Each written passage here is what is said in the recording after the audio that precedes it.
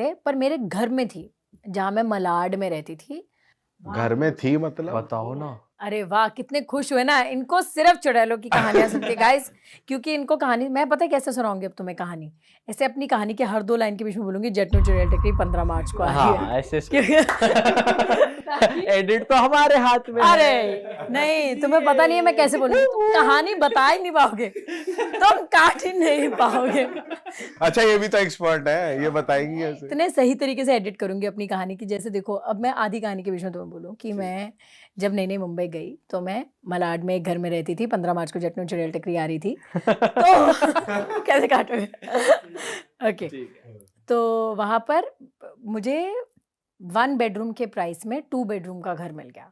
तो मैंने कहा मुझे क्यों दे रहे हो? तो उन्होंने कहा कि एक रूम में मुझे अपना सामान-सुमान रखना है, तो यहाँ पे हम सामान पैक कर देंगे, आप एक रूम यूज़ कर लो, आपको बड़ा घर मिल जाएगा।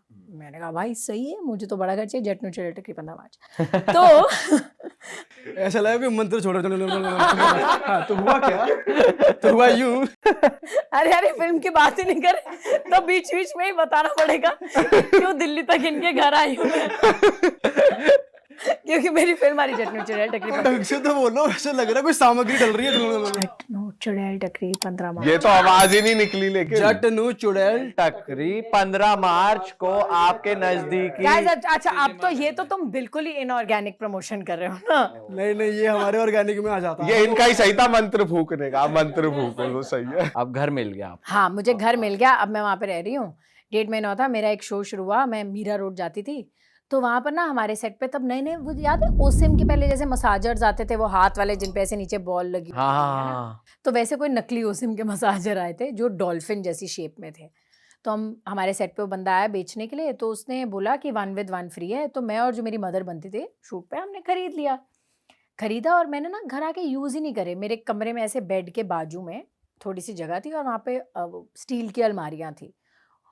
आया, मैंने कहा यार ऊपर रख दे, जगह तो बहुत थी नहीं, तो उसने ऊपर रख दिया। अच्छा मैं ना रात को एक दिन मेरा जल्दी पैकअप हो गया, तो मैं रात को सो रही हूँ और मेरे घर पे जो काम करती थी उसका नाम था नीलिमा, वो बाहर हॉल में सोती थी और बाहर भी एक वॉशरूम था। मुझे डर लगता था, तो मैं ना हल्का-सा कमरे का दरवाज़ा खोल के ही सोया करती थी, मैं जल्दी सो गई। अच्छा मैं सो रही हूँ, मेरा बेड एकदम दीवार के साथ लगा होता है, ओके? मेरे दीवार की तरफ मुँह है, मैं ऐसे सो रही हूँ और एकदम मुझे आवाज़ आती है कि कोई वो मसाजर यूज़ कर रहा है। जैसे कोई ज़मीन पे पीछे मेरे लेटा हुआ है और वो मसाजर यूज़र है, तो जब वो मसाजर यूज़ होता है तो कैसे जैसे कंगन के साथ लगे तो नीचे ऐसे ध ध ध ध ध आवाज़ आएगी ना, तो मुझे प्रॉपर आवाज़ आ रही है कि कोई अपने ऊपर यूज़ कर रहा है और वो ज़मीन के साथ हल्की सी बॉल टच होती है फिर ऊपर लगती है। अच्छा मैं ना एकदम से नींद खुली और मैं ना घबरा गई, तो मैंने धीरे से बोला, मैंने कहा नीलिमा, नीलिमा कोई वो नहीं। हाँ। अच्छा अब ना मेरे बिल्कुल ही सांस ही चढ़ गई। इस टाइम आंखें बंद थी आपकी? आंखें बंद आँखें करके खोल ली थी मैंने, अच्छा। क्योंकि मेरे को डर में ऐसा था, है ना? अब मेरे सामने ना ऐसे सिर्फ़ एक लाइट का ऐसे एक ट्रायंगल है, क्योंकि वो बाहर से जो दरवाज़े की लाइट है वो ऐसे ट्रायंगल बन के सामने है ना? मैं उस लाइट में देख रही हूँ, मुझे कुछ नहीं दिख रहा कि क्या है। अब मैंने फिर बोला नीलिमा, अब मैंने ना हनुमान चालीसा बोलनी शुरू कर दी और मैंने ना ऐसे पीछे से किसी तरीके से अपना फ़ोन करके आगे फ़ोन लिया और मैं हनुमान चालीसा बोले जा रही हूँ और मसाजर बंद ही नहीं हो रहा है। अच्छा। ओके। अब मैंने नीलिमा को फ़ोन मिलाया, जैसे ही मैंने नीलिमा को फ़ोन मिलाया उसने मेरा फ़ोन काट दिया, लाइक एक ही रिंग में टक करके उसने मेरा फ़ोन काट दिया। उसने यहाँ मेरा फ़ोन काटा और पीछे से टक की आवाज़ आई कि जैसे किसी ने ऊपर से बटन बंद करा हो मसाज। अरे तो मुझे एकदम से लगा नीलिमा है और मैंने इससे पहले कि मैं बोलती ना, मेरे जैसे पीछे से मुझे कोई हवा सी आई कि जैसे कोई खड़ा हुआ हो। तो आगे लाइट में मैं देख रही हूँ, ऐसे मुझे लगा कि जैसे कुछ हिला हो और तभी नीलिमा सामने दरवाजे से आई। हाँ जी दीदी क्या हुआ? Oh my God! मैंने उसे देखा है ना, जंप्ड इन द बेड, ऐसे तुम मेरे कमरे में क्या कर रही थी? कह रही है दीदी मैं तो वॉशरूम में थी, आपका फ़ोन आया तो मैंने फ़ोन काटा। मैं आपके कमरे में कहाँ थी? मैंने कहा नहीं तू मेरे कमरे में थी, तू यहीं थी, तो यहीं थी। कह रही है नहीं दीदी मैं यहाँ नहीं थी, आप मैं तो सामने से आई हूँ। हाँ। मुझे ना कुछ समझ में ही ना आया कि क्या हो रहा है। मैंने रवि को फ़ोन करा, रवि घर आया। फिर मैंने अगले दिन सुबह देखा तो वो मसाजर ऐसे पूरा टूटा हुआ था, पैक्ड पड़ा था, मतलब और आपने तो अलमारी पे रखा मैंने था। तब से रखा था। हाँ। Oh my God! उस दिन के बाद मेरा उस घर में रहना इतना मुश्किल हुआ है ना। हिस्ट्री जानने की कोशिश नहीं करी आपने, क्या है वहाँ? यार मुझे लगा कि उन्होंने उस कमरे में कुछ बंद-वंद किया होगा। मैंने तो घर बदल लिया क्योंकि मैं बहुत ज़्यादा डर गई थी। मैंने कहा भाई मैं तो नहीं रह पाऊँगी। वैसे अक्सर होता है कुछ ऐसे घर ना जिसमें कुछ ना कुछ पैरानॉर्मल एक्टिविटी होती है, पहले कभी हुआ होगा तो वो सस्ते में मिल जाते हैं। जैसे आपको भी सस्ते में मिल गया। हाँ। उस घर में हमारे साथ बहुत कुछ होता था, पता है? बताओ ना क्या हुआ? और क्या, और कितना बता दूं मैं तुम्हें? क्या होता था? बर्तन वर्तन बजते थे? नहीं, वैसे उस घर में हमारे पास एक ड्राइवर आया। ओह माय गॉड, कितनी कहानियां मेरे पास। लोग कहेंगे भाई ये तो पागल ही है। बताओ बताओ, ये तो सुनने में ऑडियंस को बहुत मजा आएगा। अच्छा, हाँ, हमारा रवि ने एक नया नया ड्राइवर रखा था और मुझे वहाँ बहुत डर लगता था। और वैसे भी रवि आता जाता रहता था कि जितने 2 दिन मेरे पास रहता था, 3 दिन अपने घर में रहता था वर्सोवा में। तो नया ड्राइवर रखा हमने, तो उस जब से वो आया ना कुछ हमारे साथ हो कि मतलब एक दिन रवि निकला तो गाड़ी चलते चलते गाड़ी का पीछे का वो पूरा वो गिर गया। वो क्या कहते हैं उसको, जिस पे नंबर प्लेट लगी थी, पूरा गिर गया।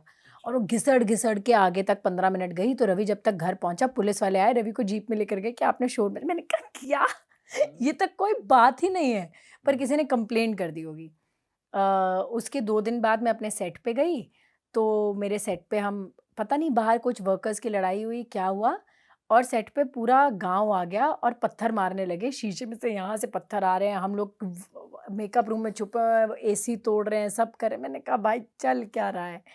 2 दिन बाद मैंने रवि को मॉल में बुलाया, रवि आया और वो चलते चलते सीधा शीशे में लगा और उसका पूरा नाक वहाँ से टूट गया और पूरा खून। मैंने कहा भाई देयर इज अरे। Something wrong and we can't understand what's happening. तो अगले दिन रवि, घंटी बजी, ड्राइवर आया होगा, रवि का शूट था, तो उसने घंटी बजाई। तो रवि ने ऐसे की होल में से देखा कि कौन आया है ना, तो उसने देखा वो खड़ा है और उसके पीछे कचरे वाली खड़ी है। तो उसने जाते हुए नीलिमा को बोला कि कचरे वाली आ गई, उसे कचरा दे देना। तो कहती ठीक है। तो रवि अंदर नहा धो के बाहर निकला। तो जब रवि निकलने लगा तो उसने कहा तूने कचरे वाली को दे दिया कचरा दे दिया था? तो कहती भैया कोई था ही नहीं, सिर्फ वो ड्राइवर भैया थे। हाँ। कहता नहीं वो बाहर खड़ी थी, उसके साथ ही खड़ी थी। कह रहे नहीं भैया नहीं। कह रहा है मैंने देखा, मतलब उसने प्रॉपरली उसको देखा, ये वो करा है ना।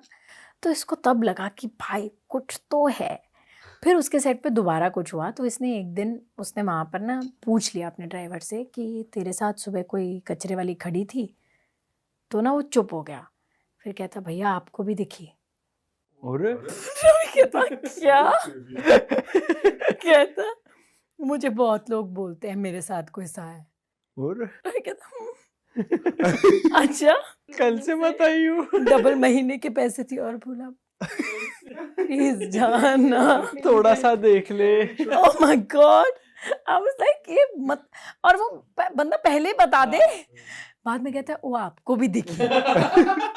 हाँ भाई दिखी, तेरे साथ थी, दिख गई। अरे बाप रे, तो स्कैरी है। चटनू चुड़ैल टकरी 15 मार्च। 15 मार्च। अब मूवी की थोड़ी बताओ ये आप। वाह, हाँ यार। मूवी किसने लिखी है? ये आपने खुद लिखी है? नहीं ये ज्यादा हो गया। अंबरदीप सिंह अच्छा। ने ये फिल्म लिखी है। आप पंजाबी फिल्में देखते हो? हाँ। आपने अंग्रेज देखी, लव पंजाब देखी, कोई नहीं, फिल्म मैंने देखी? कैरी ऑन जट्टा देखी और दिलजीत पाजी की सारी। तो आपने अंबरदीप सौंकन देखी? नहीं। इन बंदों ने कोई अच्छी फिल्म नहीं देखी। I am not okay with this whole thing. पर अब ये वाली देखेंगे 15 मार्च को, जटनू चुड़ैल पर टकरी। आपने एक भी सोचा कि चुड़ैल का रोल मैं ही करूंगी? मुझे फील आई अंदर से, मुझे लगा कि ये रोल मुझसे बेहतर और कौन ही कर पाएगा। कह रही क्योंकि मैं हूँ। What do you mean? सोचो आप यहाँ से इंटरव्यू करके गए, रवि भाई का कॉल आया कि यार मेरी वाइफ तो बॉम्बे में है, तुम्हारे यहाँ कौन आ गया, तुम्हें भी दिखी क्या कोई? ऐसा हो सकता है वैसे? You never know. मैं सोच रहा हूँ। मेरा कुछ नहीं पता, बल्कि जब से मैं ये फिल्म की इंटरव्यूज कर रही हूँ, हम जहाँ पे भी इंटरव्यू के लिए जाते हैं, या तो लाइट ऑन ऑफ होती है या लाइट 1 मिनट के लिए बंद हो जाती है, या कोई ऐसा छोटा सा ऐसा ग्लिच आता है जिसमें मेरी पावर्स दिखाई देती है। मुझे लगता है मेरे साथ आजकल कोई घूम ही रही है। और ऑल वाइट भी पहनती है ज्यादातर, जब भी दिखती है किसी को मोस्टली ये कहता है कि वाइट ही पहना हुआ है चुड़ैलों ने।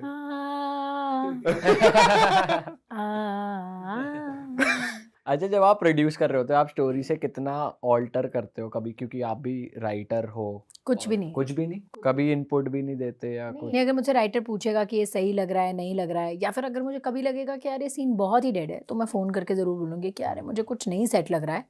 कभी कभी क्या होता है कि पढ़ते हुए सीन सही लगता है, पर जब आप फ्लोर पे करने जाते हो तो एकदम ही लाइक उसका कोई फील नहीं आता है। और कॉमेडी फिल्मों में तो हमें पता लग जाता है, क्योंकि हम जैसे अभी मैंने यहाँ पे कोई पंच मारा और आप नहीं हंसे, तो इसका मतलब ऑडियंस भी थिएटर में नहीं हंसेगी। अच्छा। क्योंकि अगर आप ही को हंसी नहीं आ रही तो उनको तो कैसे ही हंसी आ जाएगी। तो वो हमारा टेस्टिंग ग्राउंड वही हो जाता है। अच्छा, अगर मैं आपसे पूछूं कि एक रीजन मुझे दो कि मुझे ये मूवी क्यों देखनी चाहिए? आपके सामने ही रीजन बैठा है, वो काफी नहीं है। ओह। देखनी है मुझे भाई। अब तो थिएटर बुक है। कह रहा ये तो मेरा पर्सनल रीजन है, ऑडियंस को दो यार। हाँ ये तो मैं ही सोच रहा था बस। मैंने ऐसी बहुत अजीब चीज़ें बोलती हूँ। एक बारी मैं और गिप्पी जी बहुत 5 साल पहले हम कहीं शूट कर रहे थे अमृतसर में, तो हम कोई फोर्ट वोर्ट में शूट कर रहे थे। तो उन्होंने, मैं उनकी गाड़ी में बैठी थी क्योंकि एंट्री एक ही गाड़ी की थी।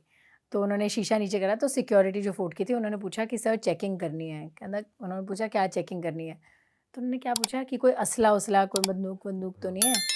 तो मैंने कहा बम बैठा आपको यहाँ नहीं दिख रहा? तो मैंने looked at me like, and Gippy ji मुझे कहते व्हाई ऐसे, मुझे कुछ रियलाइज नहीं हुआ, मेरा कोई फिल्टर नहीं है।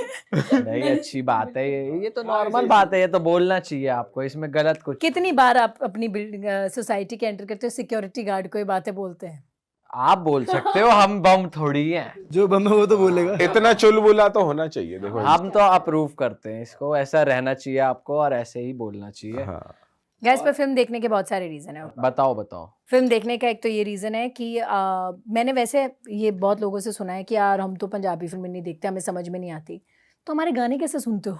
सही बात है। पंजाबी म्यूजिक इंडिया का सबसे बड़ा म्यूजिक है, आई थिंक इंटरनेशनल भी सबसे बड़ा म्यूजिक है। सबको सारे गाने समझ में आते हैं, सारे गाते हैं। चुन्नी मेरी रंग दे ललारिया, सब चीज़ गाते हैं, सारे गाने गा रहे हैं। सिद्धू मूसेवाले के गाने गा रहे हैं, and they are very hardcore Punjabi songs. I think it's just an excuse, you can understand our films. And comedy film है, ड्रामा फिल्म है, फुल फैमिली फिल्म है, फुल एंटरटेनमेंट है। पहली बार आप इस लेवल का VFX पंजाबी फिल्म में देखेंगे, मजाक देखेंगे, मतलब फन देखेंगे एकदम। You don't have to feel कि ये हॉरर फिल्म है। इन्होंने मुझसे हॉरर स्टोरीज पूछे हैं, पर इसमें कुछ हॉरर नहीं है। हॉरर कॉमेडी है। It's an out and out comedy film, it's an out and out family comedy film. So yeah, you can come to the theatres. बिल्कुल मजा आ जाएगा सबको ये मूवी देख के। 15 मार्च को ये रिलीज हो रही है। ख्वास्त है भाई जरूर जाके। कुछ और सेट की मस्ती बताओ, आप कैसे फन करते थे सेट पे? हम, ये सवाल दुनिया का सबसे बुरा सवाल है, और ये रहने देते हैं, कोई लोड नहीं है। और बताओ क्या चल रहा है? मतलब इस सेट, हमारे सेट पे जो एक हॉरर स्टोरी थी ना, वो हर इंटरव्यू में है, तो वो आपके इंटरव्यू में और भी बोरिंग हो जाएगी। सही में थी? गिप्पी जी कहते सही में थी। हम वहाँ पे, हमने एक गेस्ट बुलाया था, वो कमरा हमेशा बंद रहता था, वो आके वहाँ पे रहने लगा।